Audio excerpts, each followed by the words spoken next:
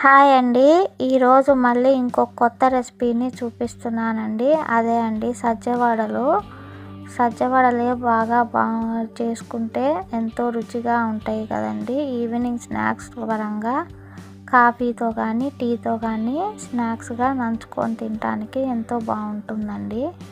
దానికోసం ముందుగా మనం సజ్జపిండిని ప్రిపేర్ చేసుకొని పెట్టుకున్నాక ఒక గ్లాసు సజ్జపిండిని తీసుకోవాలండి.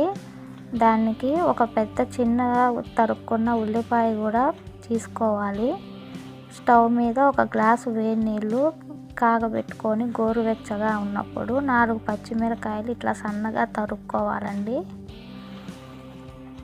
సజ్జపిండిలో లైట్గా సాల్ట్ వేసుకొని పచ్చిమిరకాయలు ఉల్లిపాయలు వేసుకొని గోరువెచ్చగా ఉన్నప్పుడు మనం ఒకసారి ఆ ఉప్పు అవన్నీ కలిసినాక కొంచెంగా నీళ్లు పోసుకొని ముద్దలాగా చేసుకోవాలండి. అలా ముద్ద చేసుకున్నాక మనం కాసేపు తడిపి పక్కన పెట్టుకోవాలి. అప్పుడు మృదువుగా ఊతడానికి బాగా వస్తాయండి వడలు కాల్చుకోవడానికి. కాబట్టి కొంచెం గట్టిగా పిసుకుతూ కలుపుకుంటే బాగా నొక్కి కలుపుకున్నట్లయితే మనకి ముద్ద అనేది బాగా నీట్గా రెడీ అవుతుంది. అలా బాగా కలుపుకున్నాక 2-3 నిమిషాలు మత్తన చేసుకున్నట్టు కలుపుకోవాలండి. అలా కలిపి ఆ మిశ్రమాన్ని పక్కన పెట్టుకొని కాసేపు రెస్ట్ ఇవ్వాలండి. ఒక 10 నిమిషాలు రెస్ట్ ఇస్తే మనకి వడలు అనేవి బాగా నీట్గా వస్తాయండి. ముందుగా స్టవ్ వెలిగించుకొని ఒక బాండీ పెట్టుకోవాలండి. దాంట్లో వేడెక్కాక ఆయిల్ అనేది హీట్ చేసుకోవాలి. వడలు కాల్చుకోవడానికి సరిపడనంత ఆయిల్ వేసుకొని బాగా హీట్ తీసుకోవాలండి.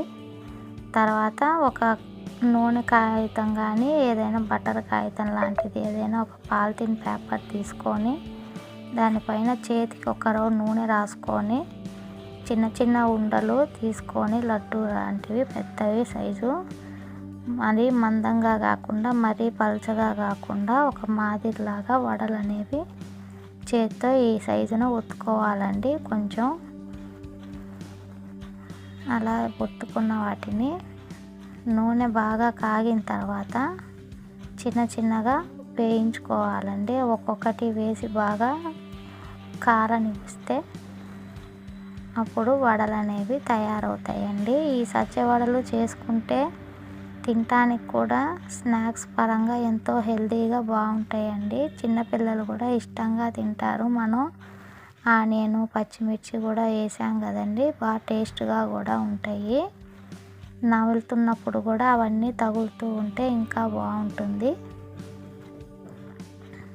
ఇలా ఒత్తుకున్నవన్నీ నూనె కాగిన తర్వాత ఒక్కొక్కటిగా వేసుకోవాలి. బాండీని ముందు సిమ్లో పెట్టుకొని అవన్నీ వేసిన తర్వాత కొంచెం హై ఫ్లేమ్లో పెట్టుకొని అటు ఇటు కాలనివ్వాలండి. అవి కాలిన తర్వాత చిన్నగా తీసుకోవాలి. ముందుగానే కలిపితే మళ్ళీ విడిపోతాయండి. కొంచెం బాగా కాలిన తర్వాత మనం తిప్పుకుంటూ కాల్చుకోవాలి అటు ఇటు. ఆ రకంగా కాల్చుకుంటే మనకి సజ్జవడలు అనేవి రెడీ అవుతాయండి. ఇవి ఇట్లాగే డైరెక్ట్గా తినేయచ్చండి. లేదంటే ఏదైనా టమాటా చట్నీ కానీ పల్లీ చట్నీ అయినా సాస్ వేసుకొని అయినా తినచ్చండి. చాలా బాగుంటుంది. ఇంతే అండి, సజ్జవడలు అనేవి తయారైపోయినాయి. ఒక ప్లేట్లోకి తీసుకొని సర్వింగ్ చేసుకొని ఈవినింగ్ స్నాక్స్తో తింటే చాలా బాగుంటాయండి, టీతో తింటూ ఉంటే.